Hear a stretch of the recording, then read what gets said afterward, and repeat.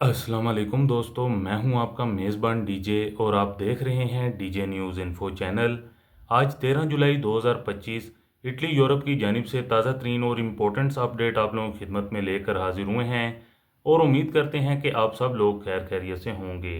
जितने भी भाइयों ने चैनल को सब्सक्राइब किया हुआ है उनका तहे दिल से शुक्रिया अदा करते हैं और जो इस टाइम पर चैनल पर नए आए हैं उनसे यही गुजारिश है कि चैनल को लाजमी तौर पर सब्सक्राइब करें और साथ में दिए गए बेल के ऑप्शन को प्रेस करके ऑल करें ताकि हमारी हर नई आने वाली वीडियो का नोटिफिकेशन आप लोगों तक सबसे पहले पहुंचता रहे। बढ़ते हैं, अपनी सबसे पहली अपडेट आप लोगों से शेयर करेंगे जो कि चिता दिनांजा से मुतलिक है।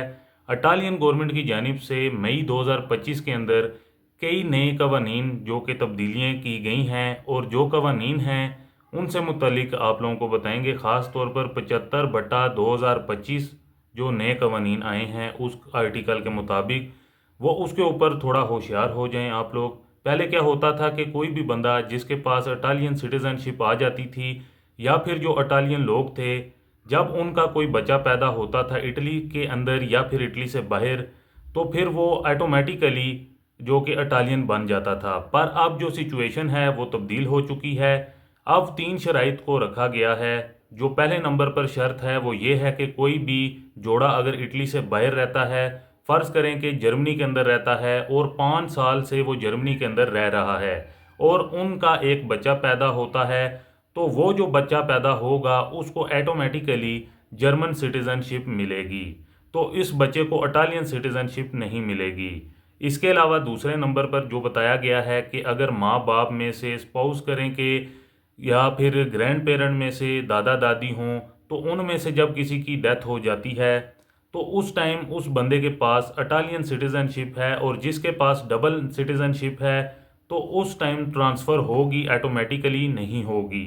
यानी कि ये आपको खुद से करना पड़ेगा। तो इनमें से एक के पास इटालियन पासपोर्ट होना लाजमी चाहिए। तीसरे नंबर पर जो कानून है वो ये है कि जिन लोगों ने नेचुरलाइजेशन के सिस्टम के तहत जिन लोगों ने सिटीज़नशिप ली है, ऑटोमेटिकली ट्रांसफ़र हो सकती है, यानी कि बच्चों को मिल सकती है। जो इटली के अंदर रह रहे हैं, लगातार 2 सालों से रह रहे हैं अपने बच्चों के पैदा होने से पहले, तो अब इसका सीधा असर यही पड़ेगा। सपोज़ करें कि पाकिस्तानी 3 बंदे हैं और इनके पास सिटीज़नशिप है, तो वो लगातार पिछले 2 से 3 साल पाकिस्तान में रह रहे हैं, तो वहाँ पर जाकर उनका बेबी पैदा होता है, तो इसके बाद जो बच्चे की सिटीज़नशिप इटालियन होगी उसके ऊपर मसला बन सकता है। इसके अलावा अपनी नेक्स्ट अपडेट आप लोगों के साथ शेयर करेंगे जो कि इटली के अंदर मोनोपाती चलाते हैं। तो इसके अंदर जितने भी 2 व्हील्स वाली व्हीकल्स हैं जो कि बैटरी के साथ चलती हैं, तो इसके अंदर ख़ास करके मोनोपाती आते हैं, क्योंकि मोनोपाती को कोई भी पैडल नहीं लगा होता। इस वजह से इसको इलेक्ट्रिक व्हीकल ही माना जाता है। इस वजह से इस पर 400 यूरो तक का आप लोगों को जुर्माना हो सकता है। यानी कि वो मोनोपाती जो कि बिना सीट के होते हैं उनकी बात कर रहे हैं। बाकी इसके अलावा ये भी बात क्लियर कर दें कि जो इनमें इलेक्ट्रिक बाईसाइकिल हैं और जो पैडल वाली बाईसाइकिल्स हैं जिनके ऊपर आप लोग पैडल भी चलाते हैं और बैटरी भी सपोर्ट करती है, तो उनको इससे बाहर रखा गया है, यानी कि वो इस कैटेगरी के अंदर नहीं आते हैं और इसमें आपको कुछ चीज़ों की ज़रूरत पड़ेगी, जैसा कि आइडेंटिफिकेशन प्लेट जिसके ऊपर आप लोगों को 6 नंबर दिए जाएंगे जो आपकी प्लेट्स होंगी, जो कि 50 मिलीमीटर और 60 मिलीमीटर, जो कि एक छोटी सी एक प्लेट लगेगी। बाकी जिन लोगों ने मोनोपाती के ऊपर नंबर प्लेट नहीं लगवानी उनको 100 यूरो से लेकर 400 यूरो तक का जुर्माना हो सकता है। बाकी इसके अलावा अपनी नेक्स्ट अपडेट आप लोगों के साथ शेयर करेंगे जो कि फिंगर से मुतलिक है। जिन लोगों के फिंगर्स हुए हैं और जब फिंगर होते हैं तो उसके बाद कितना टाइम लगता है सजोरनो लेने को, तो नॉर्मली तौर पर हम 2 माह को समझ कर चल सकते हैं। कई कस्तूरों के अंदर इस टाइम पीरियड जो कि कम भी लग सकता है और कई कस्तूरों के अंदर इससे ज़्यादा भी टाइम पीरियड लगता है। नॉर्मली आप लोग 40 दिन लेकर यानी कि 3 माह का टाइम मान कर चल सकते हैं।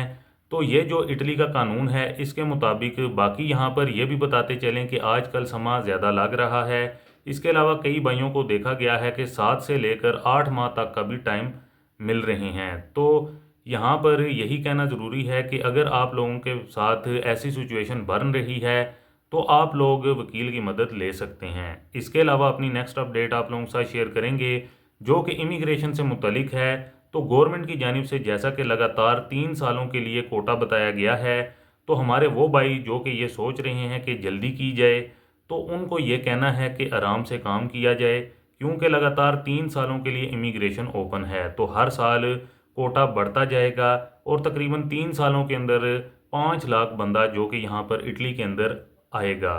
तो इस टाइम इंडियन पाकिस्तानी जो कि काफ़ी ज़्यादा जहाँ पर शोर मचा हुआ है, क्योंकि 3 साल का जो कोटा अनाउंस किया गया है, उस हवाले से 3 साल के लिए जब इमिग्रेशन की अनाउंसमेंट की गई है, तो उसको लेकर काफ़ी ज़्यादा हलचल मची हुई है। तो फ़िलहाल रेस्टोरेंट वाले चल रहे हैं इस टाइम पेपर, जिनके अंदर तकरीबन रेस्टोरेंट का ही काम मिलता है और 9 माह तक यहाँ पर काम मिलता है। इसके बाद अगर आपका कोई मालिक चाहे तो वो आपको कॉन्ट्रैक्ट आपका आगे बढ़ा सकता है, नहीं तो 9 माह के बाद पेपर ख़त्म हो जाते हैं। मतलब ये है कि टोटली मालिक के ऊपर डिपेंड करता है। अगर मालिक को कोई बंदा पसंद आ जाए तो वो आप लोगों को, ज़ाहिर बात है, आपका कॉन्ट्रैक्ट आगे से बढ़ा देगा, रिन्यू कर देगा। बाकी यहाँ पर ये भी बताते चलें कि यहाँ पर रेस्टोरेंट के अंदर बंदे चाहिए। अगर बंदे इंग्लिश अच्छी बोलते हैं तो बहुत ज़्यादा बेस्ट है। बाकी जो साल वाले पेपर हैं उनके क्लिक डे कब हो सकते हैं, जो कि नेक्स्ट इमिग्रेशन के अंदर, तो क्लिक डे जैसा कि अमूमन ज़्यादातर देखा गया है फरवरी के अंदर ही क्लिक डे रखे जाते हैं। तो 2026 वाली जो इमिग्रेशन है उसमें भी फरवरी के अंदर ही चांस हैं। लेकिन यहाँ पर यह भी आपको बताते चलें कि इस हवाले से भी कोई भी ऑफिशियली अनाउंसमेंट गवर्नमेंट ने नहीं जारी की गई। ये एक आप लोगों को एक्सपीरियंस के तहत बता रहे हैं, जो कि अमूमन ख़ास तौर पर क्लिक डे फरवरी के अंदर ही रखे जाते हैं। इसके अलावा अपनी नेक्स्ट अपडेट आप लोगों के साथ शेयर करेंगे जो कि इंग्लैंड और यूरोपीय यूनियन के दरमियान नया एग्रीमेंट जो कि पाया गया है। ये नया एग्रीमेंट किस चीज़ से मुतलिक है, आगे चलकर डिटेल के साथ आप लोगों को बताएंगे। तो इंग्लैंड और यूरोपीय यूनियन के दरमियान कुछ ऐसे मामलात हैं जो कि काफ़ी ज़्यादा डीपली हो रही हैं, जिसमें कुछ ऐसे माहदे हैं जो कि इमिग्रेंट से मुतलिक हैं। यहाँ पर जो यूके के सर पर सवार है वो इकोनॉमिकली कंडीशन है, तो इसमें इमिग्रेंट्स को जिम्मेदार ठहराया जा रहा है, जिसका रिजल्ट काफ़ी ज़्यादा ख़राब निकल कर सामने आया है। तो इसमें 100% असर इमिग्रेंट्स का नहीं हो सकता है। इसमें ब्रेग्ज़िट के भी असरात, काफ़ी ज़्यादा रोल इसमें ब्रेग्ज़िट ने भी अदा किया है। तो अब फ्रांस और यूके के दरमियान एक मुआहदा तय पाया है और फ्रांस हमेशा से यूके के साथ मुआहदा करता रहा है और यूके से बड़ी रकम जो कि हासिल करता रहा है इमिग्रेंट्स को रोकने के लिए, क्योंकि 80 से 90% तक जो इमिग्रेंट्स हैं वो कश्तियों के ज़रिए फ्रांस के बॉर्डर से बैठकर यूके में पहुंचते हैं। तो अभी यूके ने जो ताज़ा तरीन प्रेसिडेंट ऑफ फ्रांस के साथ मुआहदा किया है उसमें ये बात की गई है कि अगर एक इमिग्रेंट्स यूके में आ जाएगा और एक इमिग्रेंट्स वापस फ्रांस में रिसीव भी करेगा, यानी कि जितने भी इमिग्रेंट्स फ्रांस से यूके में एंटर होंगे कश्तियों के ज़रिए से, तो इतने ही इमिग्रेंट्स फ्रांस को वापस भी लेने होंगे। इस पर फ्रांस ने दोबारा से मुआहदा किया है और बड़ी रकम का मुआहदा किया गया है। अब इंग्लैंड एक बार फिर से बड़ी रकम अदा करेगा फ्रांस को। इस मुआहदे के अंदर यूरोपियन रिप्रेजेंटेटिव भी शामिल हैं और उनकी जानिब से भी अहम किरदार अदा किया गया है। कुछ आने वाले टाइम में मज़ीद मुआहदे भी मुतवक्का हैं, जिसमें यूथ मोबिलिटी प्रोग्राम और इसके साथ मज़ीद डायरेक्टली और इनडायरेक्टली और भी मुआहदे हैं, जिससे यूरोपीय यूनियन भरपूर फ़ायदा हासिल कर सकेगा। तो दोस्तों, ये थी कुछ ताज़ा तरीन और इम्पोर्टेंट्स अपडेट आप लोगों की खिदमत में, जो कि आप लोगों के साथ शेयर करना काफ़ी ज़्यादा ज़रूरी था। उम्मीद करते हैं कि आपको हमारी आज की ये ताज़ा तरीन और इम्पोर्टेंट अपडेट पसंद आई होगी। वीडियो को ज़्यादा से ज़्यादा लाइक और शेयर करें। मज़ीद मिलते हैं किसी और इम्पोर्टेंट अपडेट में, तब तक के लिए अपना ख्याल रखें और हमें दुआओं में याद रखें। अल्लाह हाफिज़।